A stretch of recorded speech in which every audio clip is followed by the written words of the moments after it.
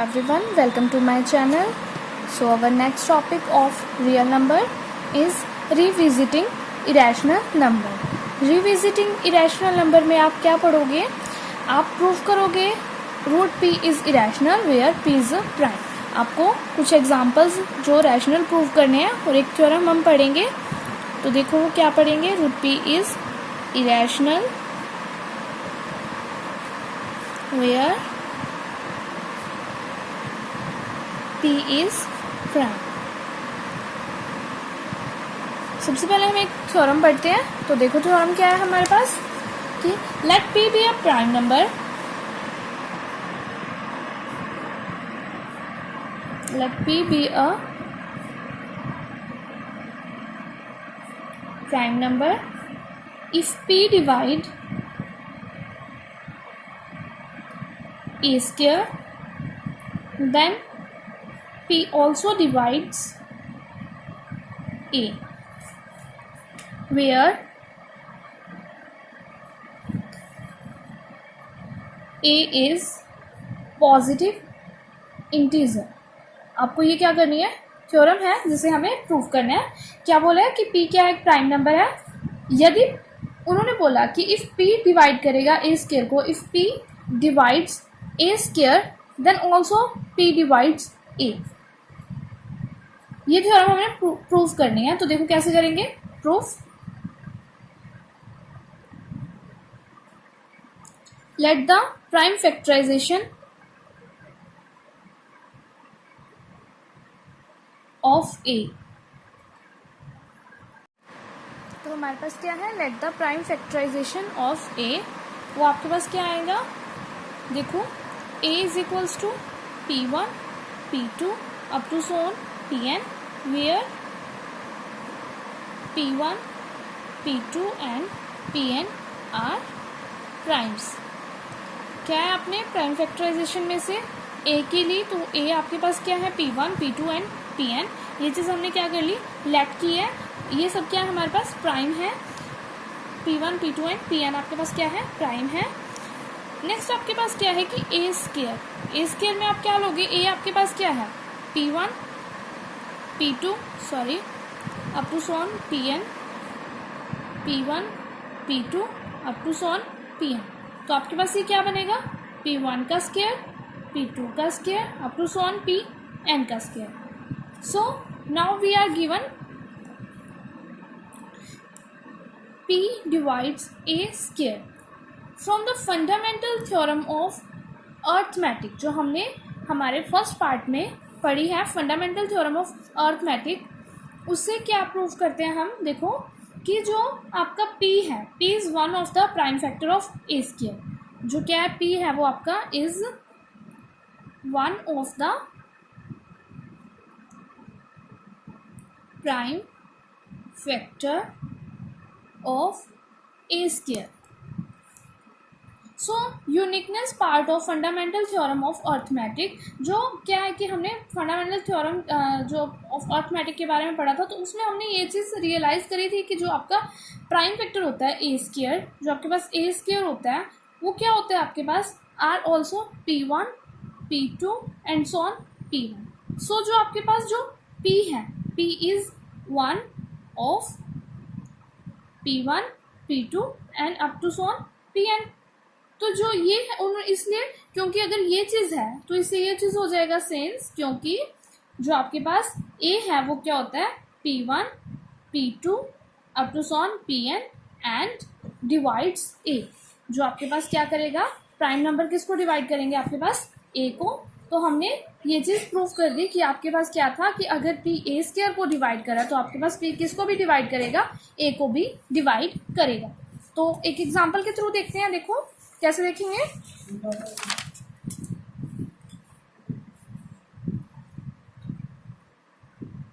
Example के through देखते हैं. देखो क्या आपके पास example.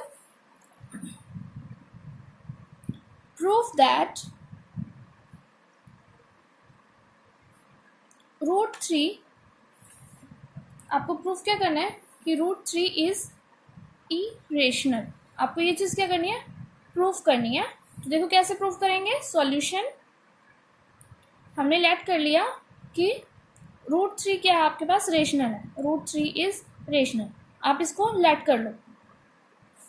Now we can find integer a and b, आपको क्या फाइंड करने हैं, नाउ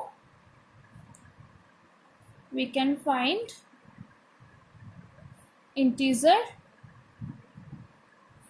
ए एंड बी, जो आपके पास क्या होंगे, डज नॉट इक्वल्स टू 0, 0 के इक्वल नहीं होंगे, सच दैट आपके पास जो रैशनल नंबर होता है वो किस फॉर्म में होता है आपके पास, p/q की फॉर्म में होता है, इसी फॉर्म में होता है। नेक्स्ट आपके पास पॉज कर लिया आपने, या आप इसको ये बोल सकते हो a/b की फॉर्म में होता है आपके पास। सपोज कर लो कि a और b आपके पास क्या है, a and b have a common factor, कि a और b के आपके पास क्या है, common factor other than 1, then we can divide by the common factor. तो हम किससे डिवाइड करेंगे, कॉमन फैक्टर से। एंड एज्यूम कर लिया कि जो आपके पास, एज्यूम करके चलो, assume that a and b are coprime. जो अब ये चीज़ क्या आपके पास क्या थे, ये आपके पास कॉमन फैक्टर थे किसी प्राइम के, तो आप इसको क्या प्रूफ करके चलो, ये आपके पास क्या है, कोप्राइम है। तो आपके पास जो आएगा, सो आप ये ये किया था ना हमने, √3 is equals to a/b, sorry, तो आपके पास a की वैल्यू क्या आई यहाँ से, b√3, सो आपके पास क्या चीज़ आ गई यहाँ से, b√3। तो यहाँ पे आपने कर दो स्केयरिंग बोथ साइड,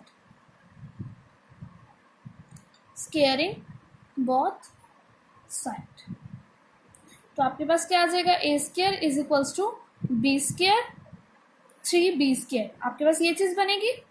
देन आपके पास जो a² है किससे डिविजिबल होगा, वो 3 से, a² is divisible by 3 bye theorem, जो हमने थ्योरम पढ़ी उससे। सो a is also divisible by 3, अगर a² आपका 3 से डिविजिबल हो रहा है तो a आपका 3 से भी डिविजिबल होगा। So we can right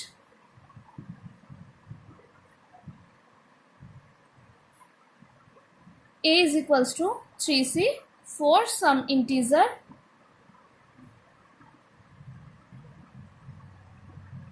c। So next आपके पास क्या है, आप क्या करो, सब्स्टिट्यूशन फॉर a, आप a के लिए क्या पुट करोगे, जो आपके पास a क्या है वो आपके पास 3c है, तो आप यहाँ पे क्या पुट कर दो, वैल्यू पुट कर दो इस इक्वेशन में। आपके पास ये मान लो फर्स्ट इक्वेशन थी और ये आपके पास सेकंड थी, तो आपने किस में पुट कर दिया, सेकंड इक्वेशन में पुट कर दिया, put the value of a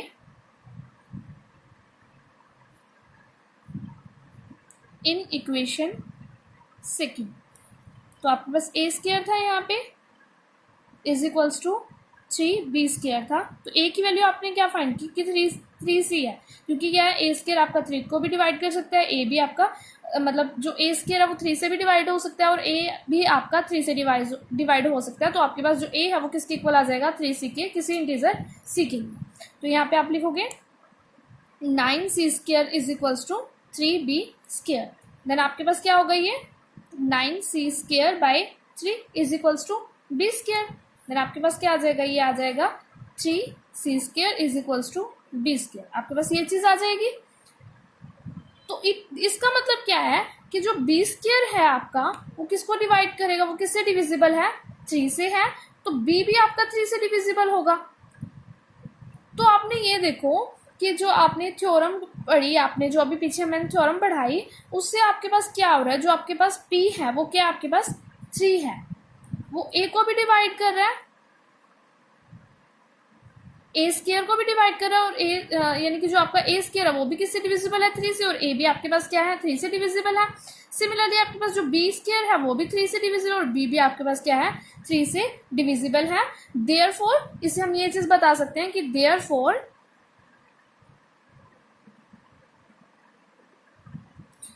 a and b have at least 3 as a common factor। हमने सपोज किया था ये चीज हमने सपोज की थी कि a और b जो है वो आपके पास क्या है, कॉमन फैक्टर है अदर देन 1, यानी कि 1 के अलावा भी आपके पास क्या हो सकता है, कोई कॉमन फैक्टर हो सकता है। हमने ये चीज़ प्रूव कर दी कि ए और बी के पास क्या है, कॉमन फैक्टर है, वो क्या है 3, क्योंकि जो आपके पास ए के स्क्वायर को जो ए स्क्वायर है और ए है वो भी किससे डिविजिबल है 3 से, और बी स्क्वायर और बी भी आपका किससे डिविजिबल है 3 से। सो 3 is a common factor. But this contradict, लेकिन कॉन्ट्राडिक्शन आपके पास क्या आ गई कि ए और बी क्या है, A and B are coprime.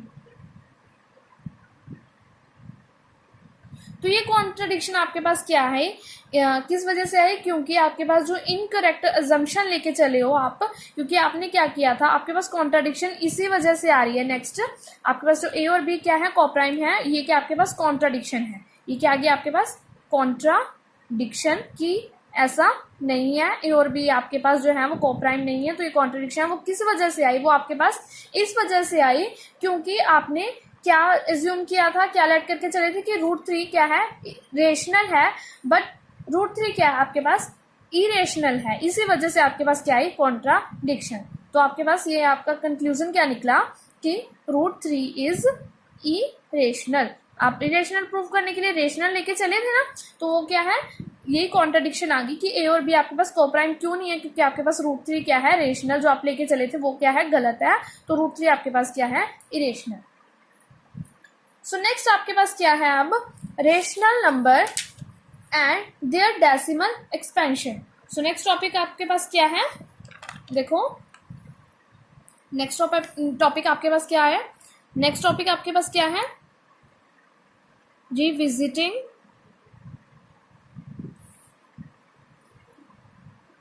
Rational number and their decimal expansion. आपने क्या है कि 9th क्लास में आपने पढ़ा होगा कि जो रेशनल नंबर होते हैं वो क्या होते हैं, either a terminating decimal expansion और non terminating repeating decimal expansion, ये चीज होता है। तो इस सेक्शन में आप किसके बारे में पढ़ोगे, कंसीडर करो कि आपके पास क्या है, आपके पास कोई रेशनल नंबर जो क्या है वो p/q की फॉर्म में है, और जो q है वो आपके पास डज नॉट इक्वल्स टू 0 है, and explore exactly when the decimal expansion of p/q is terminating. आपने क्या है कि जो डेसिमल एक्सपेंशन है p/q वो क्या है आपका टर्मिनेटिंग है, एंड अगर वो क्या हो टर्मिनेटिंग रिपीटिंग हो, बार बार वो रिक्योरिंग कर रहा हो, तो आपके पास जो कुछ एग्जाम्पल जैसे मैं आपको उससे बताती हूँ। देखो एग्जाम्पल कोई आपके पास क्या है 0.375, आप इसको कैसे लिख सकते हो p/q के फॉर्म में 375 बाय में 1000, आप इस तरह से लिख सकते हो 375 बाय में 10⁻3, आप ये चीज लिख सकते हो। तो आपके पास क्या आ रहा है, आप इसको भी आगे भी सॉल्व कर सकते हो। वो कैसे सॉल्व कर सकते हो, आपके पास जो 375 है इसका एलसीएम लोगे तो आपके पास क्या आएगा 3 × 5⁻3, एंड आप जब 1000 का एलसीएम लोगे तो आपके पास क्या आएगा 2 × 5⁻3, एंड नेक्स्ट आपके पास बचेगा क्या 3/2 यानी कि 3/8, आपके पास ये चीज बचेगी। तो ये क्या था, आपने क्या किया, मतलब टर्मिनेट किया आपने रैशनल नंबर को, आपके पास क्या है कि जो आपने क्या किया convert a real number whose decimal expansion terminates into rational number. आपने क्या डेसिमल एक्सपेंशन को किस में टर्मिनेट किया, रैशनल नंबर में। किस फॉर्म में बनाया, p/q की फॉर्म में। ये देखो आपके पास p/q की फॉर्म या a/b की फॉर्म बोल सकते हो आप इसे। तो आपके पास जो p है और q है वो आपके पास क्या है कोप्राइम है, आपके पास जो p और q है वो आपके पास क्या है कोप्राइम है। नेक्स्ट आप क्या करते हो कि एक एग्जांपल से देखते हैं हम। इसमें एक रैशनल नंबर दे रखा है, वो किस फॉर्म का दे रखा है 3/8, यही अपोजिट लेके चलते हैं हम, वो आपके पास इसी फॉर्म का दे रखा है। देन आप इसको कैसे बनाते हो, ये आपके पास क्या बनता है 2⁻3, 8 को आप कैसे एलसीएम ले लोगे 2⁻3 आ जाएगा, और आपके पास क्या आ जाएगा नेक्स्ट कुछ ऐसा आप मल्टीप्लाई करो डिवाइड करो, रैशनल में आप कुछ मल्टीप्लाई और डिवाइड करते हो ना, तो ऐसे ही अब मैंने क्या कर दिया 5⁻3 और 5⁻3 मल्टीप्लाई कर दिया, तो मेरे पास क्या आ गया 375/10⁻3। देन नेक्स्ट मेरे पास क्या आ गया 375, यानी कि मैंने रैशनल नंबर से क्या कर दिया डेसिमल एक्सपेंशन में भी चेंज कर दिया, और डेसिमल एक्सपेंशन से आपका किस में टर्मिनेट कर दिया रैशनल नंबर में भी टर्मिनेट कर दिया। तो जो आपके पास जो रैशनल नंबर है वो किस फॉर्म में आया p/q की फॉर्म में आया था और यहाँ पे आपका किस टर्म में आ गया, एक्सपेंशन की टर्म में आ गया था। देयरफॉर जो डेसिमल एक्सपेंशन होता है रैशनल नंबर का वो टर्मिनेट करता है। तो ये आपका क्या था, प्रूफ था revisiting rational number and their decimal expansion. So therefore the decimal expansion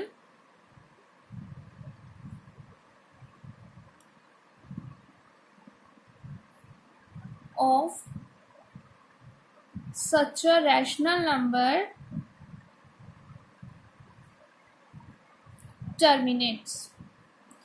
मतलब क्या आपके पास कि आप डेसिमल एक्सपेंशन से आपने किस फॉर्म में बना दिया, रैशनल p/q की फॉर्म में। रैशनल नंबर आपके पास क्या होते हैं, p/q की फॉर्म में होते हैं, और आपने रैशनल जो इसी को रैशनल नंबर जो आपका था मैं उसी को ही लेके चली और उससे मैंने क्या बना दिया, आपका डेसिमल एक्सपेंशन। ठीक है। सो आपके पास जो इस बेस पे जो आपकी एक्सरसाइज है आपके 10th के NCERT मैथ्स में 1.3 एंड 1.4 एक्सरसाइज है, जो उनके सॉल्यूशन है वो डिस्क्रिप्शन में मैं लिंक डाल दूंगी, आप वहाँ से चेक कर लेना। If you have any doubts, so please write to us in comment section. Thank you.